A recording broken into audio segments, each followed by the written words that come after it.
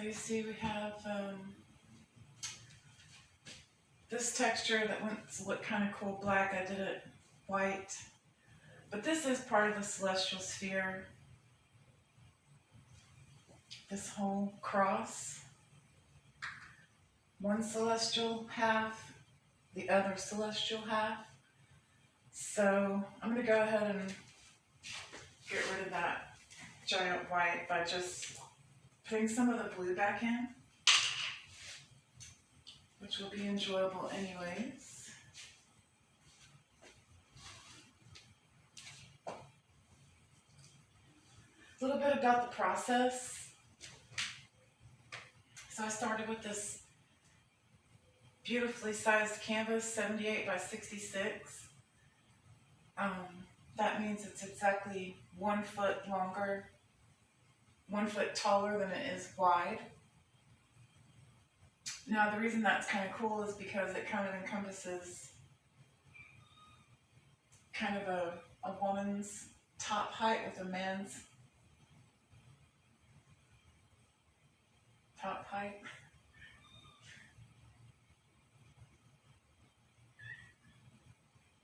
From Nordic area. Alright. So this is way too small. Actually, I have a brush.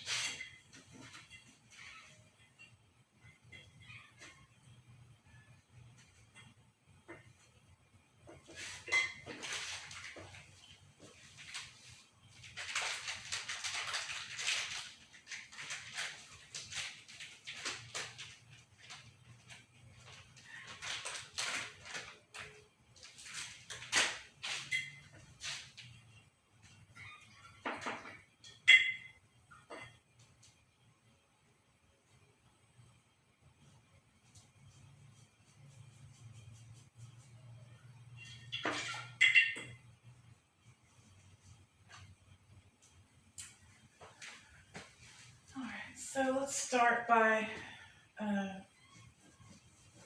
just getting rid of this white. Oh yeah, I like that. So I can see kind of, since this is blue, I can play with different part, because this would be the circumpolar stars, the ones that I'm really kind of fascinated with right now, because they do, well, according to the precessional theory, which is not a theory in that throughout history it appears that these things are happening. What I'm saying is that what is happening there might be other things involved in the total explanation. Not that I don't think that, okay, at one time the pole star was in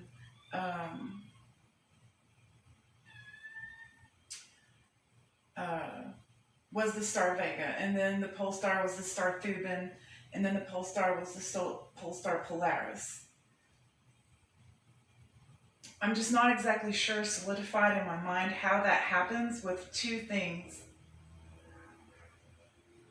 with two types of motions that happen. And this is one of the things that I'm exploring by working with these maths, is hoping just to see, and when I say maths, it's because I'm usually, numbers will play a part, trying to achieve some perfection of form, balance, which is what all art kind of aspires to, just to be something beautiful to someone. And of course, for this particular project, it has to be fun. Like, if I'm not having fun putting this paint on, it's just not going on there. I decided that from the beginning. Okay, more painting and some talking. So anyways, the two motions that I like, and this is what I've been deep meditating on. So I will think about the way the earth tilts. And I will think about the way the earth tilts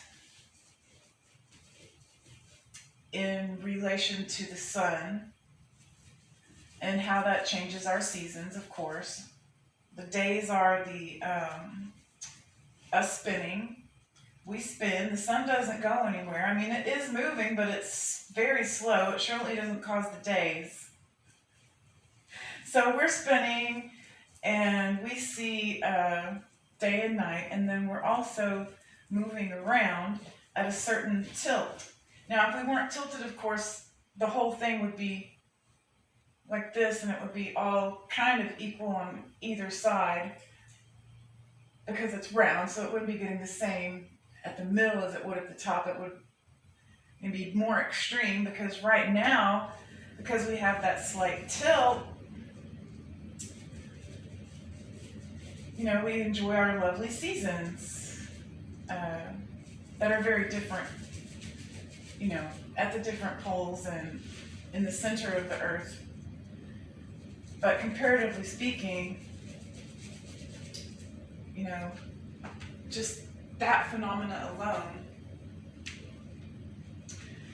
Now, so the Earth's tilt, that's one. The second thing I think about is the motion of the sun. So when we look in our textbooks, all the textbooks we've ever seen, what we see is a sun, very stationary, in a picture with the planets going around it.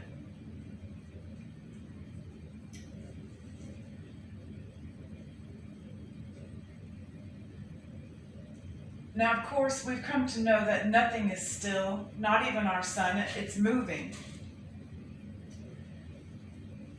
And from what I can ascertain, it is moving towards the direction of the star Vega.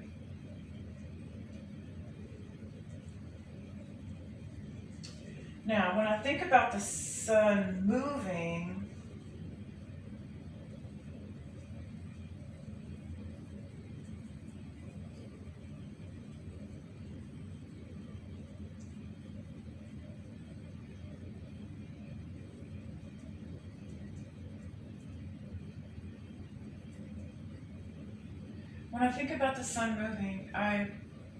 there are several different types of trajectories it could take. We're moving in an arm of the galaxy, right? And it's true that the path around the galaxy, I've seen it said that the sun traverses the center of the Milky Way galaxy, but that is now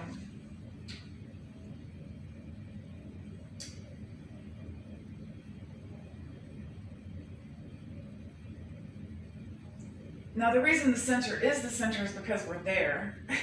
We are there, right? Now, over millions of years as it goes around it, you know, does it do this but what I'm talking about is, you know, let's say one of the theories is that we came from Orion. So let's just say from the N44 or 40, some nebula in Orion. It's the actual one that's there in his skirt. So I like a man in a skirt. His name is Orion. And it's his kilt. And it's a very popular item of fashion for men. In fact, you know, that shape,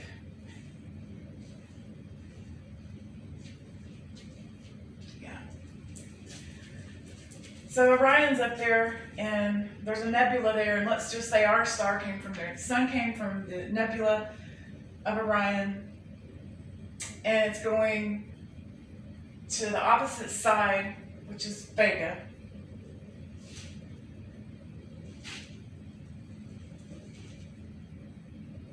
Now, of course, there is a straight line from that nebula to Vega,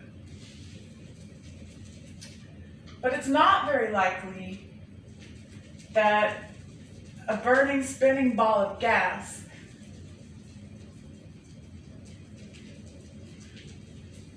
and I'm sorry to break Gloria Shamash down into that, short of a description, because Gloria Shamash is maker of all, the bringer of the bull of heaven. Shamash is everything. The sun is everything.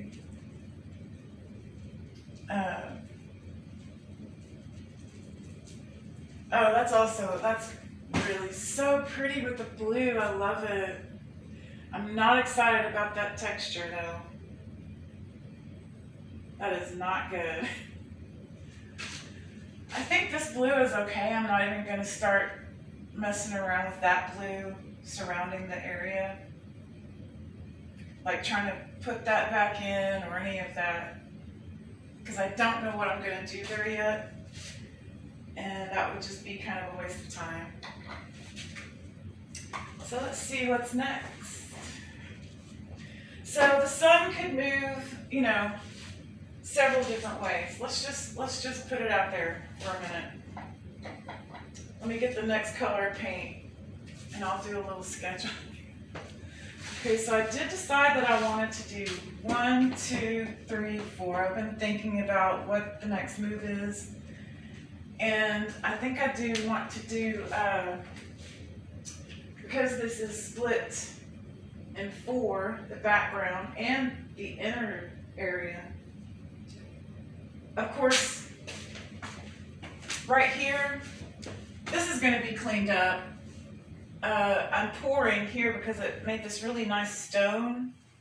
And this is a wall. You'll see it more as I begin to paint. This is a hallway.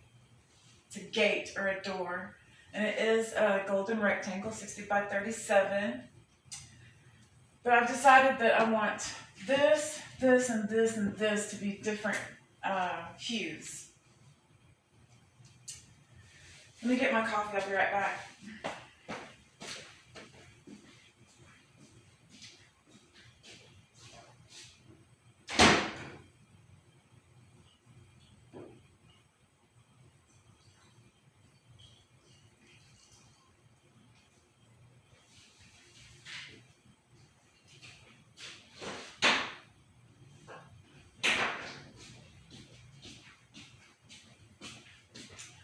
Alright, so I made coffee. Let me make sure the camera's still going. Turns off over everything. Yes, it's still going. Perfect. So yeah, the 4 colors I could do 4. Well, I've already got red, blue, and yellow there. I could just keep it gray values on the outside and focus on the color coming from the out. Like this is stone and this is stone touched by color, but this is going to be colorless stone.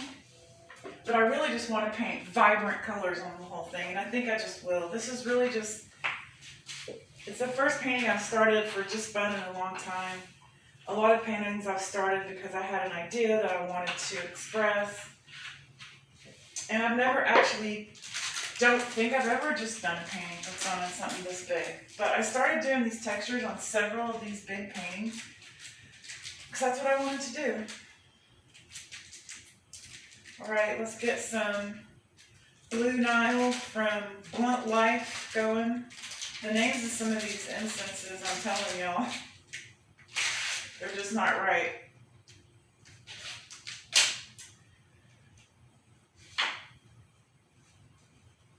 Alright, got the coffee and the incense. Let me get the lighter.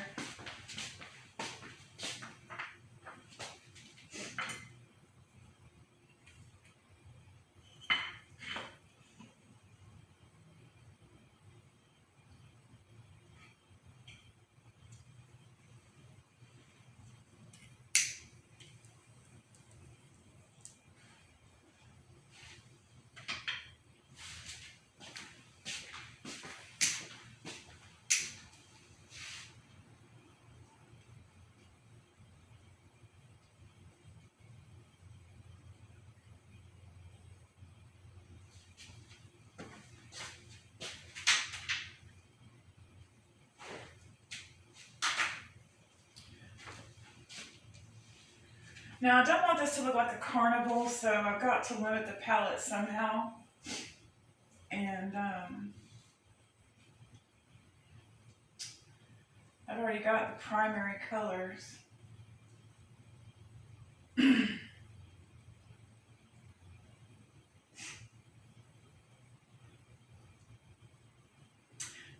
Ooh, that sounds nice.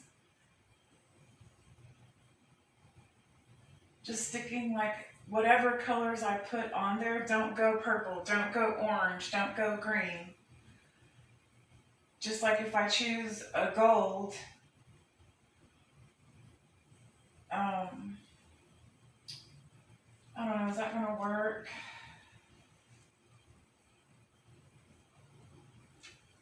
Let's just see the colors we have and see if that gives us any clue what we might do.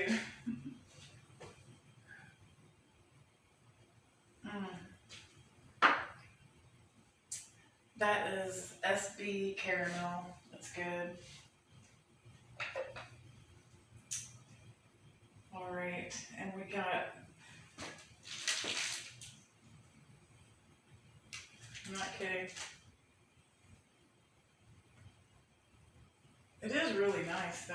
It's decent quality.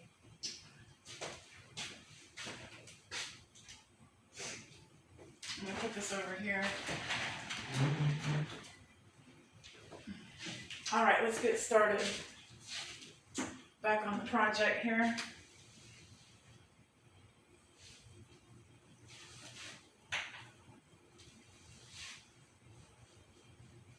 And choose colors.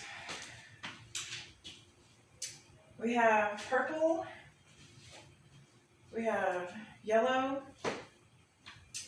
red, blue, more purple, screaming purple at me all of a sudden.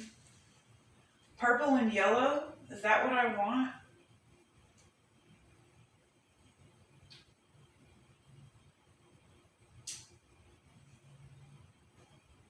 Maybe I should just do more of the room. I'll just do more of the room because I need to do it anyways, and I've been stalling on doing the room. Alright, we'll just finish the room.